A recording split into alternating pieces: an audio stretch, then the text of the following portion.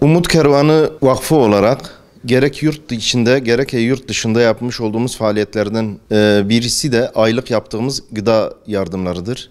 Ağustos ayı içerisinde Diyarbakır merkezde 600 küsür aileye gıda yardımında bulunacağız inşallah. Bu sadece kolilerde kuru gıda ve kahvaltılık çeşitlerimiz mevcuttur.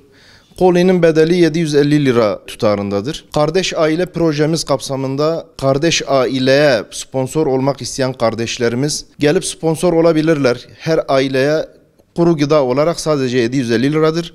Bunu da genişletebilirler. Kendi isteklerine bağlı. Şimdiden yapmış oldukları yardımlardan dolayı hayır sahiplerine teşekkürlerimizi iletiyoruz. Allah razı olsun. Allah hayırlarını kabul etsin diyoruz. Bundan sonraki faaliyetlerimizi devam ettirebilmemiz için hayır sahiplerinden beklentimiz yardımlarını arttırmaları, bize yardımcı olmalarıdır. Önümüzdeki ay Eylül ayında kırtasiye yardımı olacak. Malum okulların açılmasıyla İhtiyaç sahipleri çocukların kırtasiye giderlerini inşallah karşılayacağız. Bu münasebetle bize yardımcı olmak isteyen sponsor kardeşlerimiz, hayır sahipleri kardeşlerimiz bize ulaşabilir. Emeği geçen herkesten teşekkürlerimizi iletiyoruz. Allah razı olsun diyoruz.